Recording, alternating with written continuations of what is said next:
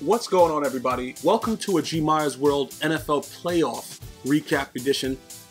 This is going to be featuring the two wildcard games for the AFC, which were the Kansas City Chiefs and the Houston Texans, and the Pittsburgh Steelers and the Cincinnati Bengals, which took place on January 9th, 2016.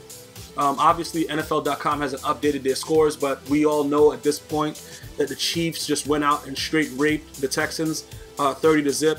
I must say, though, early in the season, first of all, let's just break it down. If you guys are not subscribed to G Myers World on YouTube, definitely go ahead and do that right now. If you want to listen to this podcast while you drive, do whatever, with all this new technology, you could download it directly from iTunes or from Android, G Myers World Podcast. On Android, it's inside the Podcast Source app, and then you just search G Myers World Podcast. Very, very easily downloadable. Or you could just Google G Myers World Podcast. Very, very simple. And go ahead and download any NFL recap that I've done all season for the 2015-2016 season. But the Chiefs, once Jamaal Charles went down, I said it. I was bold enough to say it. Keep in mind, at no point do I wish any injury on any NFL player, because it's a very difficult sport. And I know that it takes a lot of, extra preparation that some people are willing to do, and others are just willing to eat hot dogs and hamburgers like Eddie Lacy, who we'll see today, January 10th. But regardless of that situation, Jamaal Charles going down was the best thing that happened to the Kansas City Chiefs. It's, some players are utilized too much, and in this new game that we have, where all the penalties are different and everything is so distorted with the way that calls are made, you can't really just focus on one guy that's usually fumbling. Jamaal Charles, great speed, whatever like that, but he's a guy that cost them a lot of playoff games. He did a lot of things that, he didn't really come through in the clutch. And I'm not taking away from him being a great player and, certain things that he had to overcome, in his personal life to become what he is. That's not what the issue is. The issue is about team. And, as far as the NFL team, the Chiefs were a much better team, as we see, starting off 1-5 to, winning 11, 12 games straight. Whatever they're doing right now is unbelievable and unfounded. It's just ridiculous. And I'm very, very happy for Andy Reid. It looks like he's losing a little bit of weight, which is good. He's been away from Philadelphia for a while, so he hasn't had any cheesesteaks unless he's having them flew in, FedEx style. But regardless of that situation, They beat the hell out of to start the game off for the first time ever in the playoff history with a kickoff return for 6. When that happened, the game was over. It's not like you're playing a team that's resilient like the Patriots. Certain teams that have that factor that can come back. Possibly, Baltimore Ravens when they were a decent team. I'm trying to think about good coaches. Obviously the Steelers with Mike Tomlin. I'm trying to think about teams that have decent head coaches that will be able to coach them up and bring them back to to have that confidence to still win the game. I definitely knew that Bill O'Brien had no idea what the hell he was doing after that happened. We're going to get into him in a second and why I think he should be terminated from his contract. But overall, we're going to give the Chiefs credit. They came out there. They beat the blood out of him. It wasn't something they were going to figure out, like, all right, even though they were taking a lot of field goals in the first half or whatever, then they came out and just bombarded them in the second. You just knew that they weren't going to blow the lead that they did with the Colts a couple years ago. You just knew it wasn't going to happen. It wasn't that type of party. It was going to be the Texans were done. J.J. Watt got injured.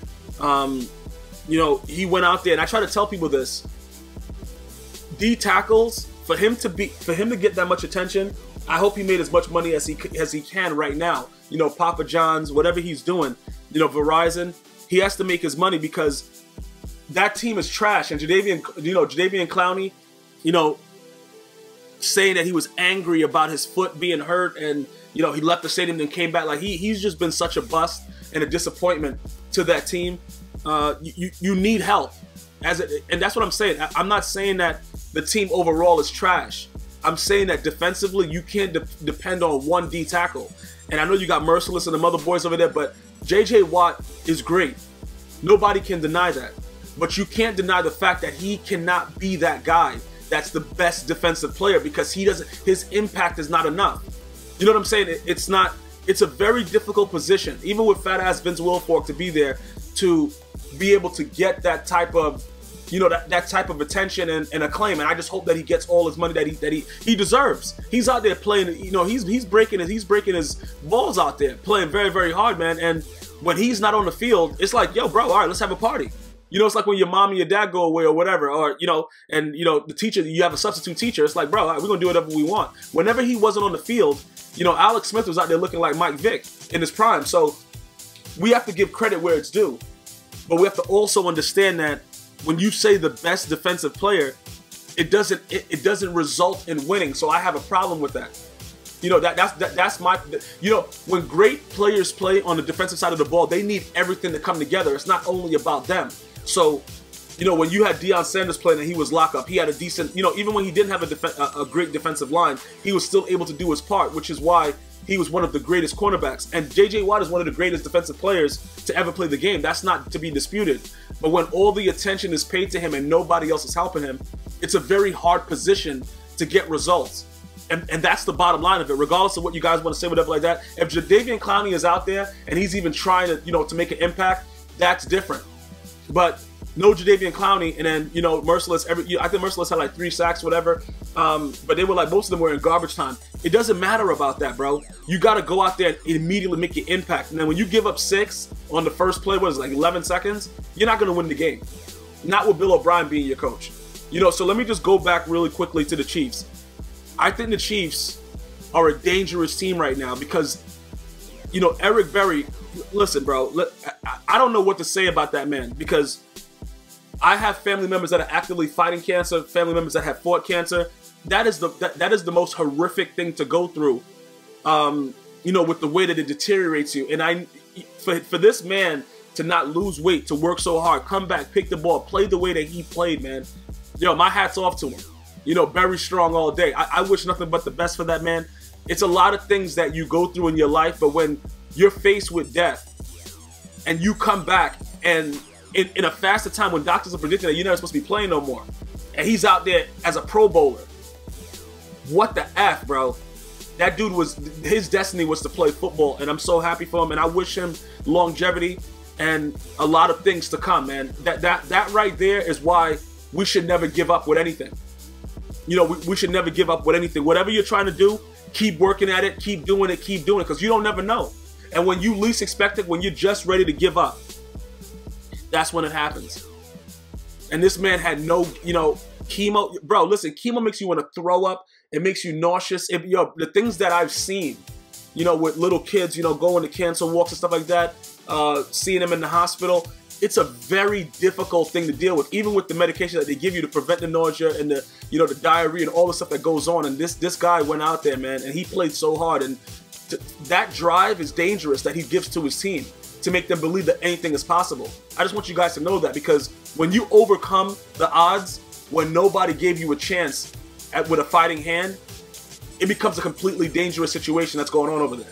And confidence is a mother effer, if you guys know what I mean. So I would be very, very wary of the Chiefs. I would be very, very scared, and I would not want to play the Chiefs right now.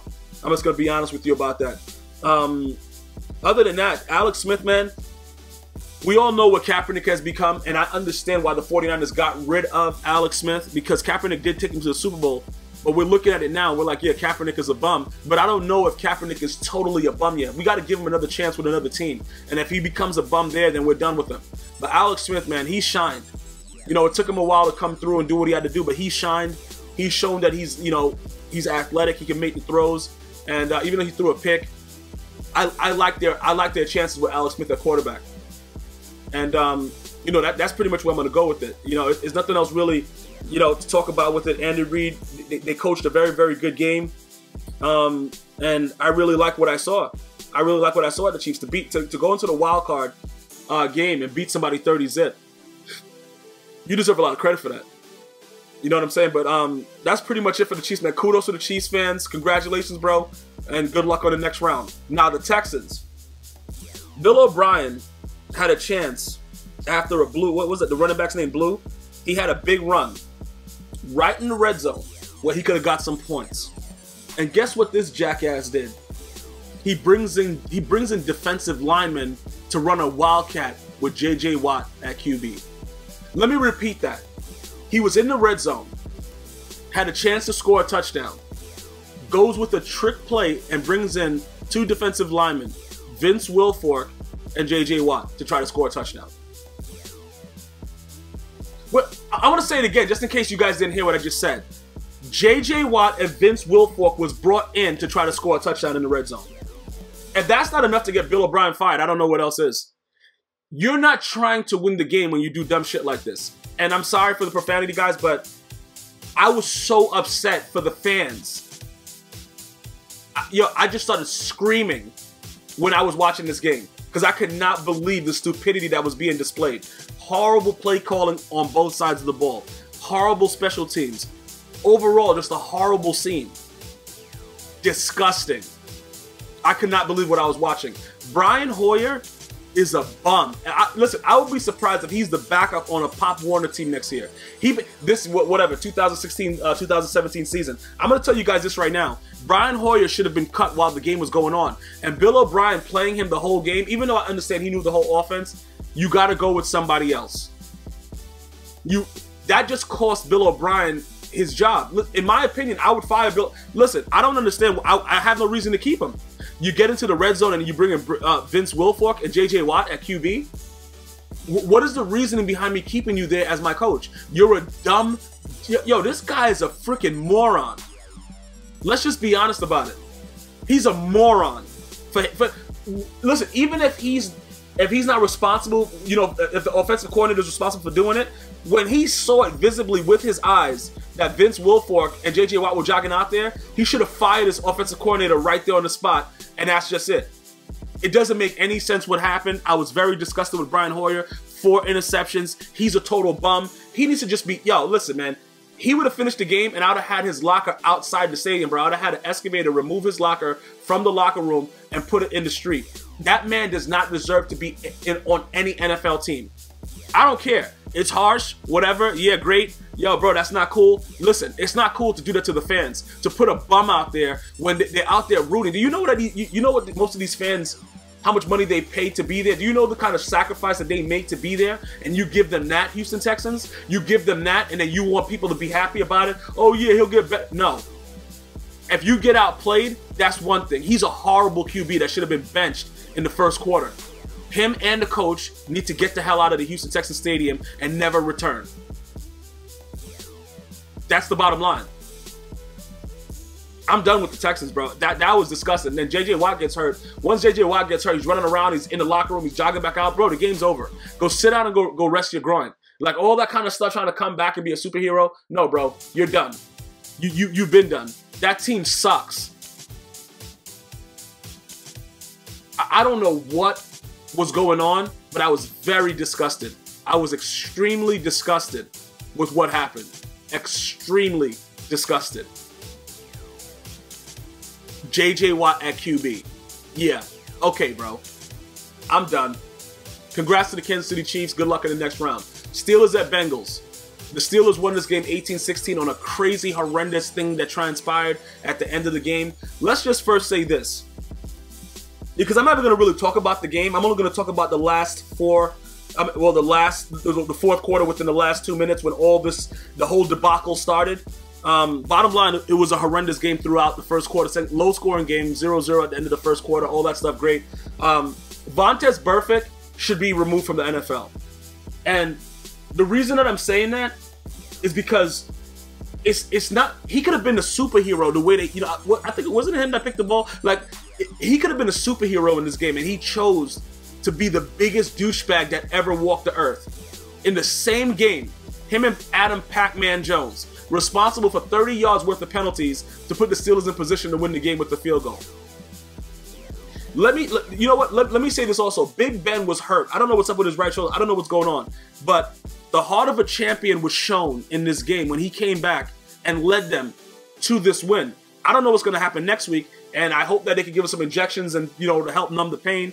Shoulder injuries are crazy, bro, when you can't move your arm, and he went out there, short passes, and the Bengals folded under Marvin Lewis, as they always do. And I've been saying fire Marvin Lewis for the last 5 years, and nobody seems like they're listening to me. Maybe the other coaches, if you go to my earlier podcast, every coach that I said that should be fired was fired already. So somebody's listening to me.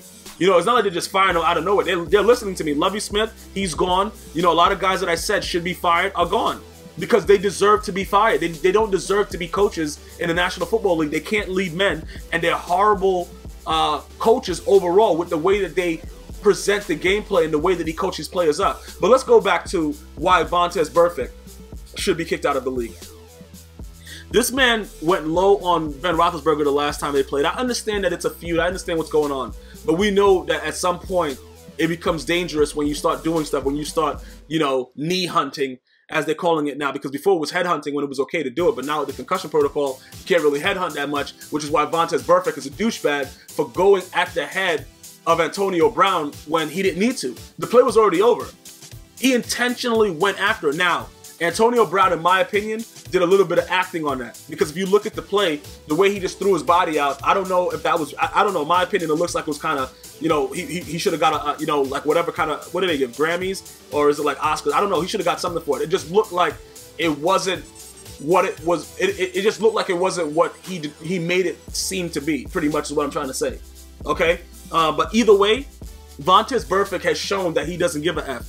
He should be suspended and possibly removed from the NFL. Marvin Lewis should be fired 7 times in the same day. Adam Patman Jones gets frustrated with Joey Porter coming out. Joey Porter is really the MVP. He's the real MVP. He went out there and knew that Patman Jones was the same ignorant douchebag and reacted so stupidly and cost them the game. Adam Patman Jones. Then Adam Patman Jones goes on Instagram and talk about the refs doing a horrible job. Hey, idiot, you have to understand something.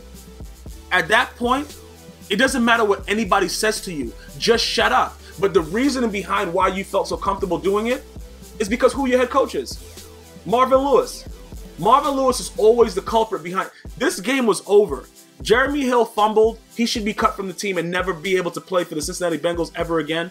I wouldn't even pick him up if I was on another team. I don't care. There's no excuse. He just threw the ball up in the air. He's a bum. But Marvin Lewis is still the head coach. And whenever all these collapses happen, it's always Marvin Lewis. Do you realize that Vontaze Burfict was spoken to prior to him trying to headhunt Antonio Brown by the head coach himself, by Marvin Lewis himself, and he still went out there and headhunted? And then Patman Jones, when everything is at the highest point, when they were told that the refs will not be playing around with any kind of ridiculousness that they're trying to pull, Adam Patman Jones reacts that way towards Joey Porter. Who's the real MVP? It has to be Joey Porter. Him making Adam Patman Jones react like that, gave him 15 yards, gave him the field goal to win the game. Kudos. But look at what's going on with this team. They have no real leader. Adam Patman Jones, he's gotten so many chances. And, you know, I like to just see the evolution of people as individuals, regardless of ethnicity, creed, whatever you are. You grow up in certain areas where you're inclined to, you know, perform a certain way, to act a certain way. When you get to a certain level, it's on you now. You got to change that. There's no excuse for what Patman Jones did. There's no excuse for what Burfict did. It's no excuse for this type of ridiculousness because you cost your team. And now that becomes a very selfish act. Your teammates can't look at you the same way. Your teammates can't say, okay, yeah, it's okay, bro. It's all good. You know, no. But it starts with the head coach. You are a reflection of your head coach. And Marvin Lewis is walking around like he hasn't wiped his butt in years. He's always looking like he got an itch in his ass, and he just looks so stupid. And I'm tired of seeing his face. And he's been such a long tenured coach. Once he's fired, I don't think he will go and work as a coordinator anywhere or do anything else because it's just overall embarrassing. But knowing him, he doesn't care about embarrassment. He's been embarrassing himself for the last however many years in the playoffs. What? He's 0-7? So it doesn't really matter to him. So more than likely he'll end up with possibly a coordinator job. But come on now. Come on now. This man is a joke, guys. This man is a joke that needs to go right now. Marvin Lewis should be fired. If you know anybody in the Bengals organization, you should forward this podcast to them. It's disgusting at this point. When you can't lead your team to victory when the game is already over, that's a problem. That was a complete breakdown, meltdown, embarrassment, disgusting. It is no place for that in the NFL. You got to be able to control yourself. After the game, if you want to act like a buffoon and get fined, I'm all for that. Hey guys, I'm not saying don't be human. I'm saying be smart. If you want to, after the game, go up to him, punch Joey Porter in the face, okay, bro. Listen, okay, I can deal with that. I'm like, all right, you know what? He was frustrated. They showed a replay. This is what he did. You know, whatever. Okay, that's fine. Oh, before I forget, DeAndre Hopkins, I forgot about this. I forgot to say this about him. DeAndre Hopkins is a top 5 wide receiver in this league. He is a beast and a monster, and he needs a quarterback. And he needs a quarterback right now. And the Houston Texans need to fire Bill O'Brien for bringing out whatever, J.J. Watt, a wide receiver / quarterback in the Wildcat, and give this man a quarterback that can throw DeAndre Hopkins the ball. That man is a stud. I just want to make sure I said that because he deserves that credit. Getting back to the Bengals. They're a joke with Marvin Lewis at the helm. And I expect his firing immediately. And you guys need to do what's right and forward this at Bengals. Continuously forward this podcast. Copy and paste, share it, send it to the Bengals. Because this is unacceptable. This is not what fans pay for. When you're the #1 seed, you lose to the Jets. All this crap that they've been doing all this time under Marvin Lewis. All this stuff under Marvin Lewis. It's time to make a change. It's time for Marvin Lewis to walk off into the sunset and just drop into a lava lamp. This is a joke. That meltdown was completely unacceptable. Vontaze Burfict, again, if I'm the league, I'm trying to get him out of the league. If I'm he's an idiot. He's just doing the same things over and over again. I understand you make a mistake. And we all deserve second chances. I agree with all that.